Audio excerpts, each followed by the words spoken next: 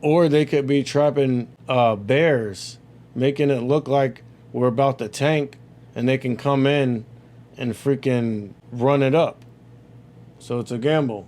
But again, like, I'm more interested just to see what happens and gain that screen time.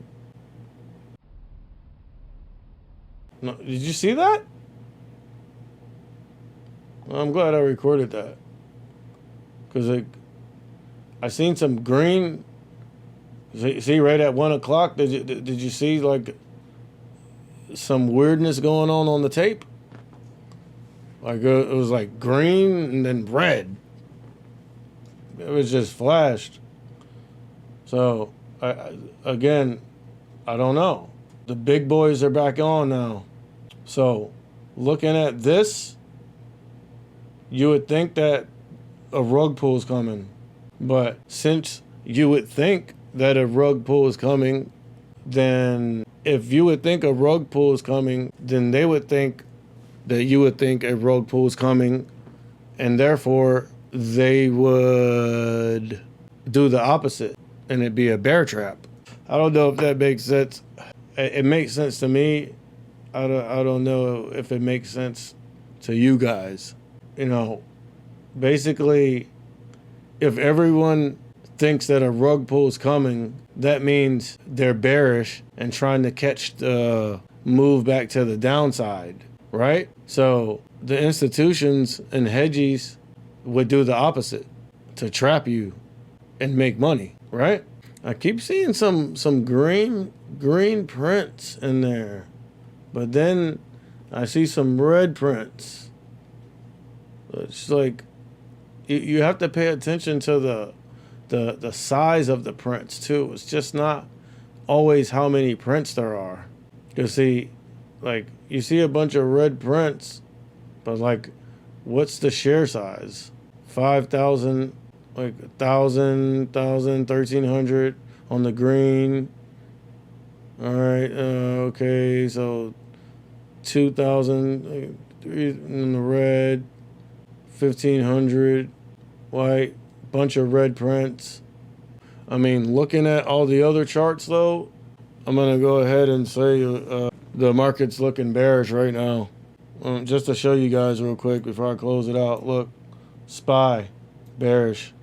Qs, bearish. Bunch of red prints on the tape. I seen.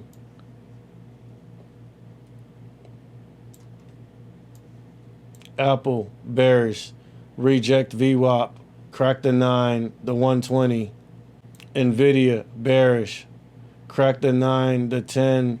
Previous close under VWAP in the 120. And that's my cue to go ahead and get out.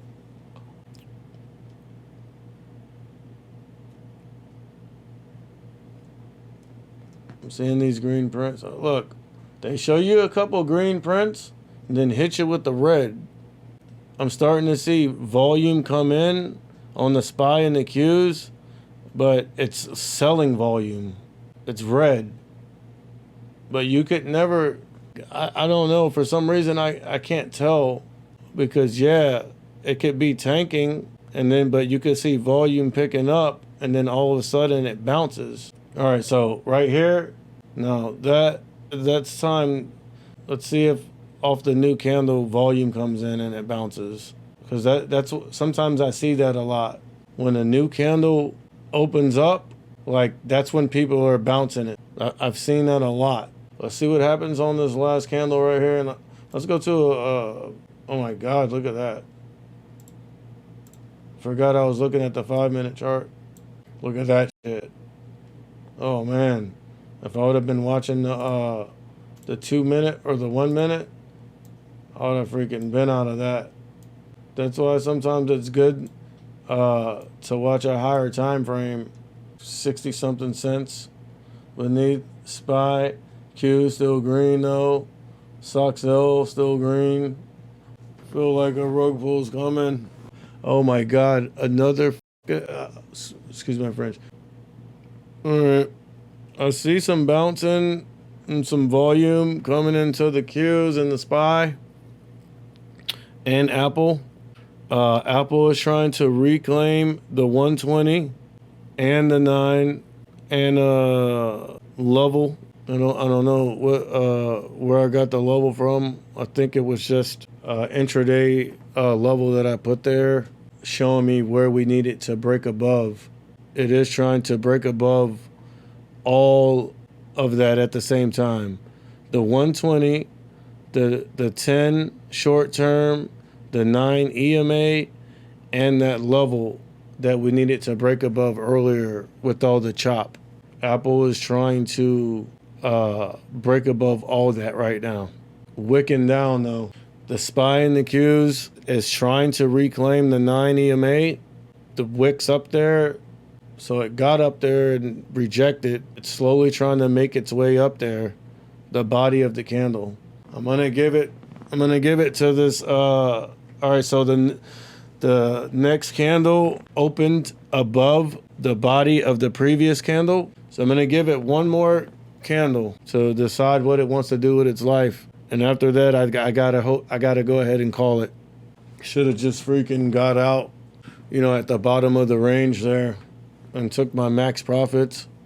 I mean, it's all good. I mean, still had decent gains, but I mean, I could have had even more, and I wouldn't have had to sit through this dead time, bro. Like, all right, we see volume coming in on the SPY and the Qs.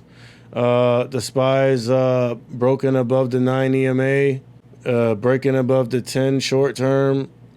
Apple is basing on the 120 and the 9, trying to reclaim that level that I drew earlier. If it doesn't break above it here and I start seeing some momentum, I'm out. It's like opportunity cost. That's a thing. Index is trying to reclaim the 9. The SPY already reclaimed the 9 and the 10. The Qs just reclaimed the 9. Apple reclaimed the 9 and the 10 and the 120. It's having trouble taking that level, but it's pretty close.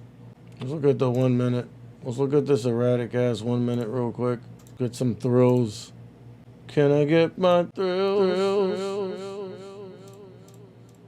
Caught that rip from all the way up there, bro.